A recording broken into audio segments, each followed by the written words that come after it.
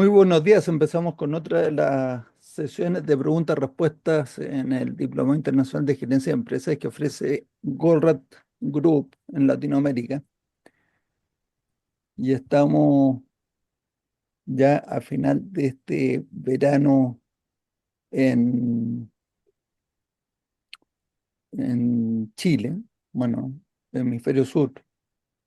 Y ya próxima semana en marzo y creo que se reactiva la actividad porque al menos yo por lo menos me siento que he estado como hibernando en verano. Qué terrible. Pero me ha servido Dichosos. para conocer cosas, para trabajar, o sea, pues leer, pensar, conversar con gente. ¿Decía algo, Javier? No, en realidad un par de cosas que como anuncios parroquiales. El primero es que esta tarde a las 6 tenemos la sesión de clausura del DIGE que concluyó en diciembre. Entonces, pues habrá una reunión breve para ofrecer palabras y salutaciones y felicitar a los que concluyeron y terminaron vivos el programa. Y Eh, haremos pues un vino de honor con quesito y todo. Entonces, como es por Zoom, le aviso para que cada uno traiga su vino y sus quesitos. exacto, eh, exactamente. Entonces ese es el primero. El segundo, que digamos, un plan que está en gestación. Sin embargo, se los voy a decir para que el universo conspire a favor nuestro, no en contra. Eh, Martín Repeto, que muchos de ustedes conocen o conocen bien, eh, empezó a hacer trámites con la Cámara de la Construcción Argentina. Y ya tenemos un primer acuerdo para tratar de organizar la avenida de Frat a Buenos Aires para hacer un evento de un día. Entonces vamos a colgar, la idea es la avenida de Frat. Aparentemente vamos a tener a Ishai también que la va a acompañar porque nadie se quiere perder el viaje para Argentina. Entonces por ahora la idea es que vamos a tener un evento de un día donde Frat va a ser la keynote speaker y después pues la idea es presentar aplicaciones de los principios de flujo en el mundo de la construcción con distintos ejemplos. Cerrar la mañana con un panel de discusión, preguntas y respuestas de las personas y en la tarde hacer un par o tres workshops de aplicaciones específicas de los principios de flujo en ambientes de construcción distintos, ¿sí? Proyecto de capital, en ingeniería y probablemente construcción inmobiliaria, llamémoslo así. Entonces, bueno, está eso. La idea es que sea un evento centrado en Argentina, más con posibilidades de que se expanda en algunos países de la región para que las personas vengan a aprovechar pues este evento en vivo.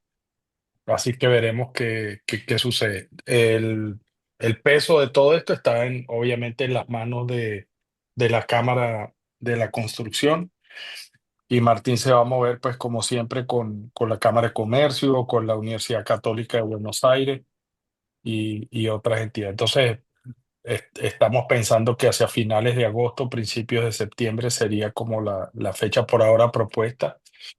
O sea que vamos a ver si esto se concreta y se termina dando. Entonces les cuento simplemente para que sepan eh, Bueno, pues que, Muy que primicia eso bien, está o en Luis. planes. noticia bomba. Qué Muy bueno. bien. Sí, fresca de la mañana, recién producida. Bien, Entonces, bien por Gustavo, que está en Argentina. Entonces, que si no lo aprovecha, sí, le en vamos a Villa dar María, queda un un tate quieto. poquito alejado de Buenos Sí. Aires, pero pues, habrá que hacer el Ah, Pero no esfuerzo. vale la pena el importa. viaje. Vale la pena. Claro, claro. Muy bien. Entonces, bueno, la idea por ahora es esa, lo que compete, pues aprovechando el entusiasmo que tiene Martín de hacer cosas y creo que Argentina está en un momento interesante. Entonces, vale, hasta ahora la respuesta de Frat fue que sí. Ya estructuramos la idea del día de evento. Ahora es conversar con la cámara para ver si se si se alinean a lo que estamos pensando que se puede hacer. Eso. Fantástico. Bueno, ¿y algún tema como para que le saquemos alguna, no sé, Chispa. sí, alguna chispa? Eso sí. Estaba pensando Sí, en sacarle punta a algo, sí, limar. hay un tema que quiero proponer que estuvimos discutiendo con Daniel esta semana. Y si Daniel Trujillo, el que no es de Trujillo, Exacto. eh, El que es Trujillo, más no es de Trujillo. para Eso. hacer la claridad, Gracias por aclararlo. si me ayuda para ponerlo en el contexto, porque me parece una discusión interesante, eh, discutir eso en este momento.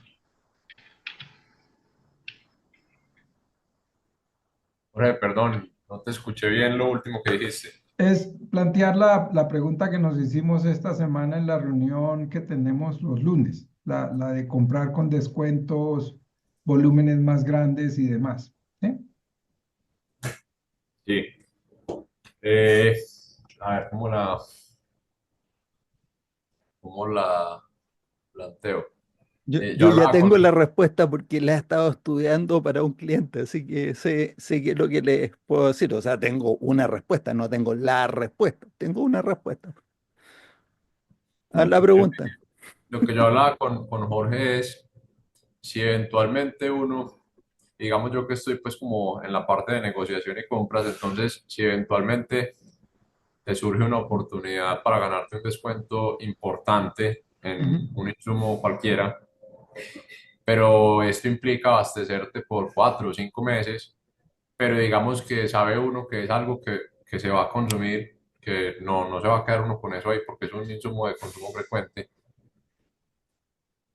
pues empieza uno a caer en la tentación porque, digamos, pues si tú lo manejas todo con los buffers, pues ahí lo que estarías haciendo es reponiendo el buffer por 3, vas a quedar en super azul, pero pues lo que les digo, o sea, es algo que uno sabe que se va a gastar, que se va a demorar varios meses, pero se va a gastar y cuando uno mira como el impacto en el throughput de esos meses, pues es un impacto bueno versus el costo de, de pronto de tener ese inventario, incluso pues hasta endeudarse para comprar eso, pero aparentemente pues los números dan. Entonces la pregunta va por ese lado, como cómo analizar esa situación y qué harían ustedes o qué comentarios tienen al respecto. Sin dar pues números, porque es que lo que yo le decía a Jorge, pues ese caso puntual que a mí se me presentó, los números no eran muy grandes, y de hecho pues ese insumo no movía mucho la aguja dentro del inventario general, pero le planteé a yo a Jorge la situación porque me llamó la atención y pues en caso de que fuera una cosa más grande, podía ser más trascendental. En últimas, la decisión que yo tomé fue comprarlo. Como les digo, pues no, yo sabía que eso no me iba a mover mucho la aguja en el inventario, pero sí podía tener un ahorro importante. Pero entonces sí quisiera como escuchar comentarios de cómo analizar la situación. bueno, yo primero, lo Ujú. primero que me vino a la cabeza es así, volver a lo más básico, identificar la restricción. Tu restricción no creo que sea capital, o sea, tienes acceso a crédito, así que si te pueden endeudar por una tasa mucho menor que el margen que estás ganando en el periodo, parece que tiene mucho sentido. Entonces, si no tienes esa restricción, y asumo que tampoco va a tener una restricción en espacio de almacenamiento, que ninguna de esas dos cosas te va a impedir que ese capital o espacio que estás usando en ese sobrestock te impida vender otra cosa que te genere throughput. Listo, esa es primera restricción, o sea, primera consideración. Sí, si eso es así, entonces a- frente a lo que estamos aquí conversando es qué riesgo estás asumiendo con esa inversión adicional. Eh, por lo que tú estás diciendo, es un riesgo muy bajo porque tarde o temprano se vende. Y la buena noticia de todo esto es que cuando tú alargas el periodo, el horizonte, el error porcentual de pronóstico se reduce. O sea, ¿qué es lo que está haciendo? Es reemplazar una sola reposición con mucho más tiempo entre una reposición y otra, a lo que haría normalmente, que sería reponer con más frecuencia, pero si tú agregas las cantidades van a ser más o menos las mismas, más o menos las mismas. Perdón, me faltó una parte importante del cuento que se me olvidó. Y es que así empezó la conversación, pero profundizando más, eh, la situación a veces sí se puede presentar en cosas que mueven un poco más la aguja. Entonces, ejemplo, pues nosotros somos una empresa que transforma plástico, Ujú, diferentes resinas. Pues sabrán que las resinas en su mayoría pues, son muy commodities y eso se mueve el precio para arriba y para abajo. ujú. Entonces, muchas veces la política a veces es, o el deseo a veces es, como hay un presupuesto establecido para el costo de la resina, que el presupuesto salió de quién sabe dónde, pero más o menos hay un presupuesto. Entonces, en ocasiones, cuando las resinas están a un precio bastante por debajo del presupuesto, la directriz es, no importa, compre Compra. bastante para asegurar presupuesto y ahí no tenemos que sufrir después. Y entonces, claro, el buffer queda por el techo, pero pues estamos asegurando el presupuesto y digamos que eso puede ser un poco especulativo porque nadie sabe si va a seguir bajando Es, o va a seguir subiendo. no un Exacto, poco. entonces sí, es especulativo y uno no sabe si va a bajar o va a subir, pero a veces la directriz que se da es compre de una vez y nos aseguramos. Si baja, pues no importa porque igual ya estamos asegurando. Ahí el riesgo sería pues que la competencia empezara a bajar precios y nosotros no pudiéramos hacerlo. Pero esa situación sí se presenta pues en ocasiones. Bueno, pero es más o menos lo mismo. Entonces sigue, o sea, sigo con la misma opinión, perdón, Javier.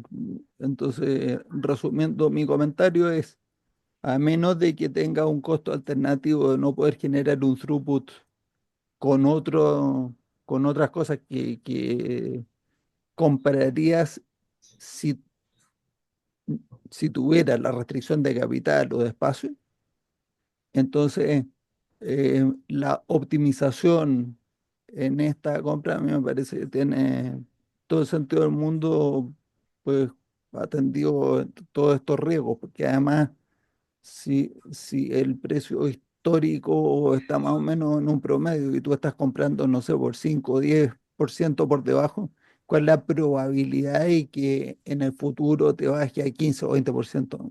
Está difícil. Esa es mi opinión. O sea que apoyo, o sea, nuevamente, ¿cuál es el impacto en throughput?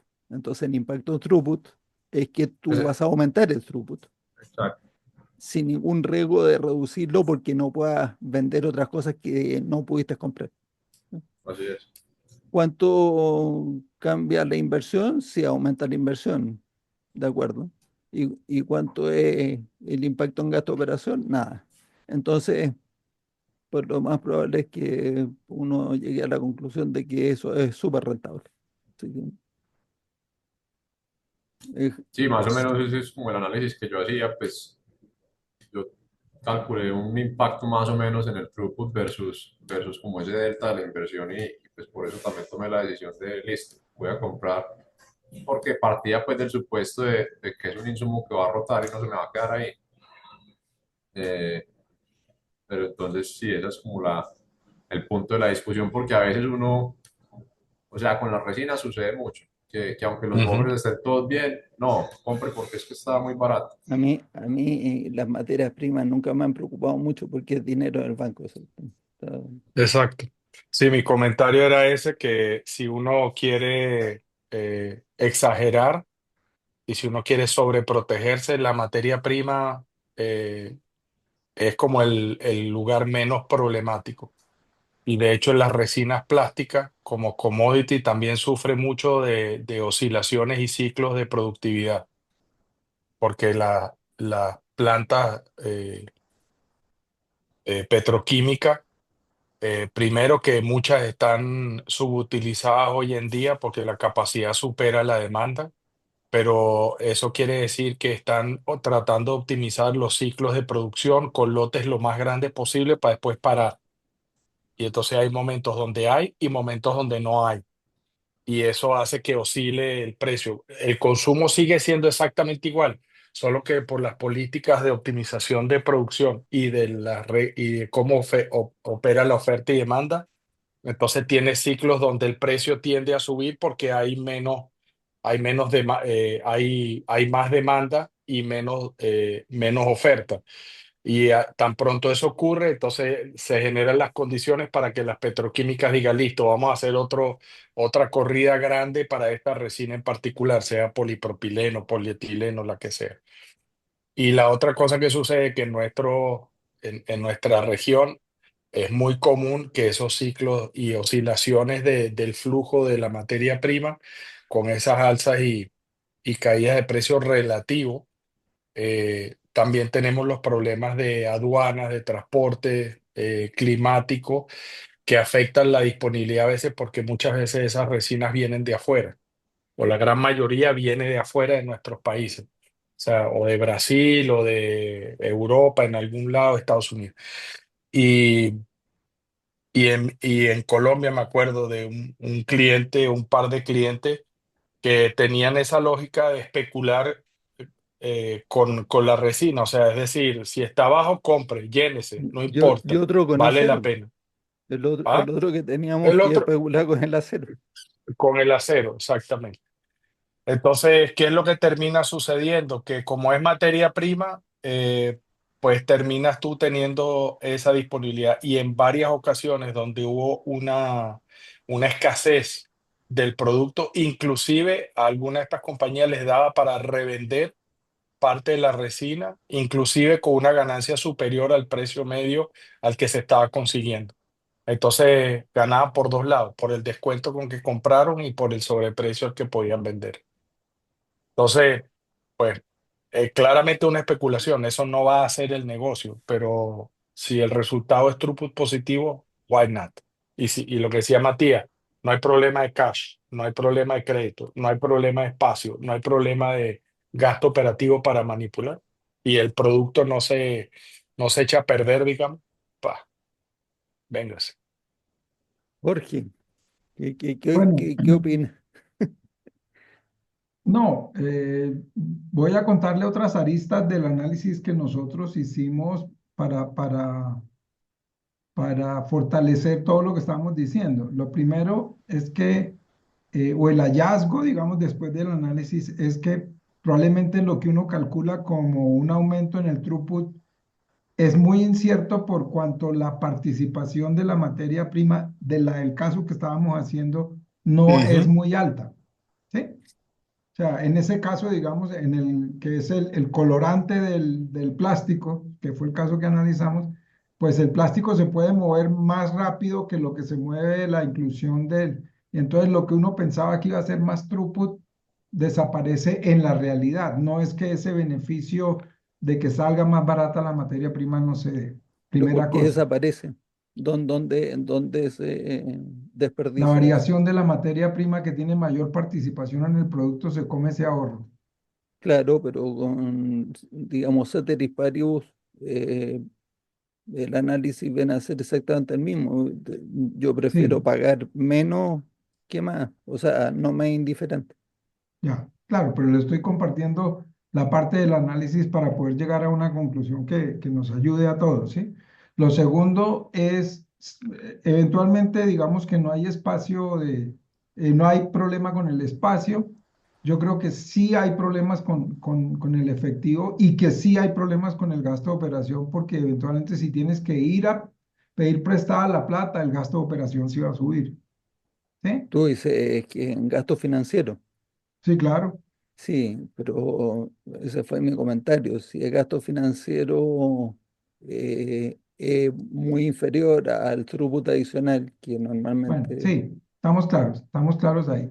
Entonces, el punto al final del día y digamos la dirección de la conclusión en principio que logramos, y yo le había planteado a Daniel que la hiciera en esta sesión de esta semana, era para ver qué otras aristas de pronto se nos habían quedado por fuera para analizarla. Y también basado en experiencias, porque la otra fuente de variabilidad en nuestros países es la tasa de cambio, ¿sí? Ujú. Donde eso tiene un factor preponderante. Toda esa materia prima en Colombia es importada, toda. O O sea, sea, tú dices, me están dando un precio más bajo en dólares, pero hoy día el dólar está altísimo y entonces después que baja, o sea, sube el precio en dólares, pero me baja el tipo de cambio, quedó más o menos igual, entonces habría sido mejor. Quizá, o así sea, es, eso le agrega más, incertidumbre. o sea, más variable a la función de incertidumbre, si uno quiere. Exacto, Entonces, exacto. Entonces, sobre todo en Colombia, que la tasa de cambio es un yoyo porque aparece algún genio del gobierno y dice A y la tasa se baja y luego dice otro B pero y la tasa se no, sube. ¿no flotante en Colombia el tipo de cambio o Sí, es es flotante fijo? completamente, Es pero tiene flotante. unas oscilaciones Pero ¿y por qué, máxime. por qué alguien de gobierno puede decir No, no, no, No, no, no, lo que no, dice no, no. Jorge es, lo que dice Jorge es que nuestro querido presidente a las 3 de la mañana le da por poner un tweet diciendo cualquier cosa contra Estados Unidos y se arma el alboroto, entonces ya el ah, dólar al otro día ya amanece entiendo, por el techo. entiendo que Sí, le dicen aranceles. Ups.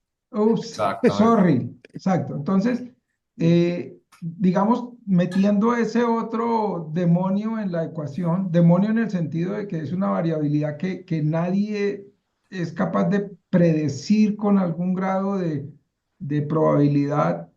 eh, Le contaba yo a Daniel que cuando tuve la oportunidad de estar en negocios donde importábamos materia prima, nuestra conclusión fue nunca estoquearnos en donde el riesgo y el movimiento de la tasa de cambio por aquel entonces era bastante más variable.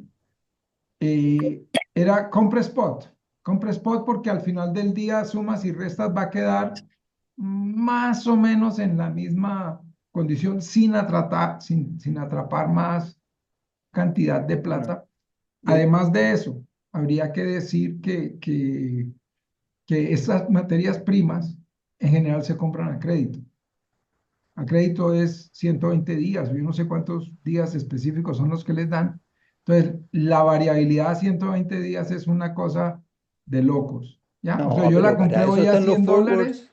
Para eso con están una forwards, tasa pues. de 1.000 y cuando la voy a pagar en 120 días, la tasa es de Sí, mil Jorge, cien. te repito que para eso hay instrumentos financieros para amortiguar eso.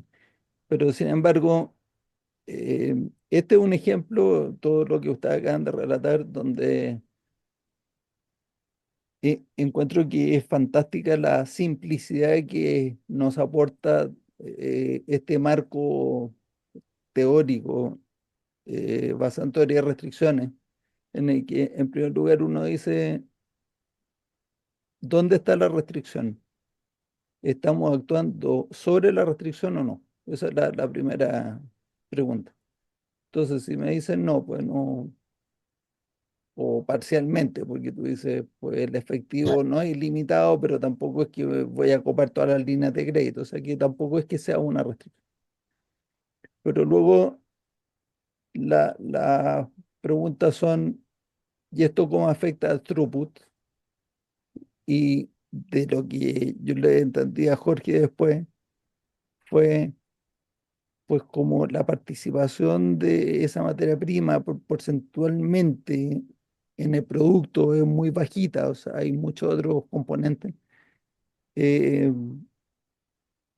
probablemente no nos vamos a enterar del impacto en throughput. Llegado a ese punto, yo no habría hecho la compra entonces, porque solamente todo el tiempo que le estás dedicando y la atención gerencial a analizar la decisión, de repente es un tiempo que uno le debería dedicar a otra cosa que realmente hicimos a la aguja, po. O sea, pues, pero al parecer Daniel dijo esta cosa es bastante más fácil, o sea, no tenía tanta incertidumbre con el tipo de cambio y demás. Y dijo, esto no es tan difícil. Y por último, el error es muy barato, weón, porque tampoco, si no mueve mucho la aguja para arriba, tampoco la va a mover para abajo.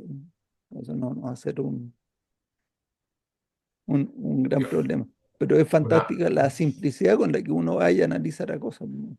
ya que hablas de simplicidad y todo, pues yo me pongo a pensar, si yo no hubiera adoptado como la metodología de TOC para el tema de reposición de buffers, yo me pongo a pensar, hoy mi vida sería mucho más complicada porque es que el tema de los buffers elimina para mí un factor que es primordial ahí, es las emociones, porque en últimas, digamos que en el 90% de los casos uno actúa basándose en lo que dicen los buffers y pues cuando hay que comprar y cuando no, no hay que comprar. Si eso no lo tuviera uno, entraría uno en ese juego de emociones de tengo que comprar porque está barato, no voy a comprar todavía Mm. porque está muy caro. Entonces, ya que hablabas pues de la simplicidad y todo eso, eh, ese, ese principio de operación propuesto por TOC pues en este ámbito elimina por completo pues para mí el tema de la emocionalidad. Lo que pasa es que hay veces la emocionalidad de los superiores de uno entra a jugar también y esa no la controla uno. Pero te hago Y una el jefe pregunta, ¿eh? siempre tiene la razón, o sea que No, hay que hacerle caso.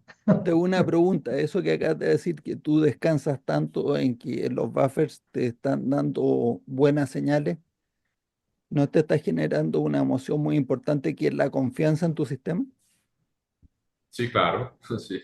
Pero, Lo que quiero decir con esto es que tú nunca eliminas las emociones. Las decisiones se pues, toman siempre por emociones.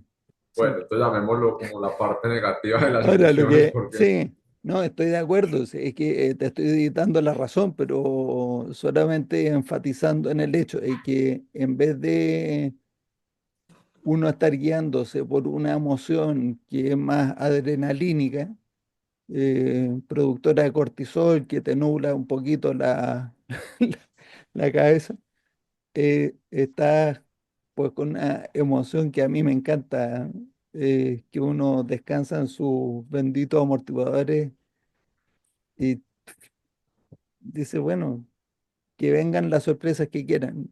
Aquí estamos, preparados. Tenemos nuestros cubos, nuestra espadita y les pegamos. No es problema, ahí vamos. Tiene pero, y otra cosa, pues, de lo que estás diciendo y de lo que ha tratado, pues, esta conversación en últimas, el análisis que uno trata de hacer es siempre basado, pues, en throughput, gasto de operación e inventario, sí, que puede que a nosotros ya nos parezca muy, como lo digo, pues, como muy obvio, por decirlo de alguna forma, pero realmente uno se da cuenta que ese análisis no lo hace no nadie está, así. no. O sea, nadie lo piensa así. Todo el mundo empieza a buscar números por todos Mi lados. primera pregunta fue si tenía restringido el espacio de capital, porque cuando tú eres un importador y pues tus restricciones probablemente son operativas de otro tipo. Pero cuando tú le vendes a clientes o a retailers o a minoristas, donde sí tienen el capital y tienen el espacio restringido, ahí les cuesta mucho más entender que el negocio no es comprar barato y vender caro, sino que el negocio es a qué velocidad pueden sacarle rentabilidad a su capital. Entonces, con los mismos 1.000 ganando 30%, si yo compro una vez al mes, gano 300 en el mes. Si compro 2 veces en el mes, gano 600 en el mes. Los mismos 1.000. Sí, Y esto es un análisis súper simplista porque me estoy echando al hombro todo el tema de la incertidumbre del consumo, pero y si en vez de eso compra semanalmente, multipliqué por 4 comparado con el mensual. Entonces ya no es que si me dan un descuento y me estoqueo, me conviene. ¿Qué descuento me tienen que dar para que yo abandone mi compra frecuente, cada 2 días, cada 3 días. Entonces, eso abre la puerta para que mayoristas, porque esta es mi nueva obsesión, enrolen a sus clientes minoristas en un club donde ya no sea el precio el factor principal de ventaja competitiva del mayorista frente a los minoristas, sino que cómo el mayorista está ayudando al minorista a acelerar la rotación. Eh, Hay otra cosa, pues, que Daniel no la contó en esta oportunidad, que creo que ya estamos llegando O al final sea, de la sesión. esa es una gran idea para el próximo jueves.